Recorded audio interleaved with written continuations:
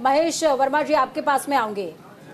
बहुत मुश्किल रहा उत्तर प्रदेश के अंदर, यहाँ तक कि आपने देखिए 40 सदस्यों की एक टास्क फोर्स भी बनाई, उसने बहुत लंबा मंथन किया, लेकिन उसके बावजूद भी कार्य समिति की बैठक की जरूरत पड़ी। लगता है क्या कि बहुत कुछ टूट गया है जिसको समेटना अब वापस से शुरू करना पड़ेगा शायद? देखिए, संगठनात्मक विचार विमर्श जो है हर एक चुनाव के बाद जो है वो होता है। भारतीय जनता पार्टी की ये परंपरा रही है, या वो लोकसभा चुनाव हो या विधानसभा चुनाव हो, किसी प्रकार का चुनाव हो, उसमें मंथन होता है, उसमें चिंतन और मनन होता है। हम जीतते हैं तब भी करते हैं, हम हारते हैं कहीं तब भी करते हैं।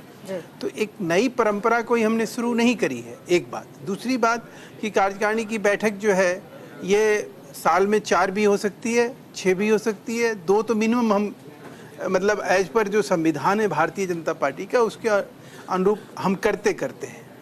तीसरी बात जो है कि इस जो ये एग्जीक्यूटिव बॉडी है इसमें जो है हम सिर्फ इस बात की चर्चा नहीं करते हैं कि हम टूट गए, बिखर गए, या हम इस बात की ज़्यादातर चर्चा करते हैं कि लोक कल्याण के लिए या भारतीय जनता पार्टी का एक जो ध्येय है, उद्देश्य है, जो चुनौती है सामने, वो चुनौती के रूप में हम ये नहीं मानते हैं कि भाई हमारी जीत और हार का जो है मानदंड क्या होना चाहिए। हम ये मान के चलते हैं कि हमें इस तरह से काम को अपनी लकीर बड़ी करनी है।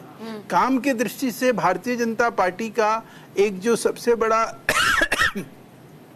हथियार कह लीजिए, या कह लीजिए कि उसका एक राजनीतिक जो प्रकल्प है या संकल्प है या जो चुनौती है, वो यही है कि जिस प्रकार से एक सिद्धांतिक या वैचारिक रूप से उसका ये मानना है कि एक जो समाज के अंतिम पायदान पे बैठा हुआ व्यक्ति हो, उसकी उन्नति कैसे हो, उसका विकास का मार्ग प्रशस्त कैसा हो। वो तो नजर नहीं आया अभी भाषण के दौरान, वो नजर नहीं आया। देखिए, भाषण का मैं फिर कह रहा हूँ, हमारे यहाँ जो है प्रस्ताव एक पारित होता है, भाषण के जरिए लोगों में उत्साह भरा जाता है। जो वो एग्जीक्यूटिव के मेंबर आए होते हैं, मैं एग्जीक्यूटिव का मेंबर रहा हूँ, लंबे टाइम तक रहा हूँ, कोई ये नहीं कि भाई साल 2 साल रहा हूँ, लगभग मैं 7 साल 8 साल रहा।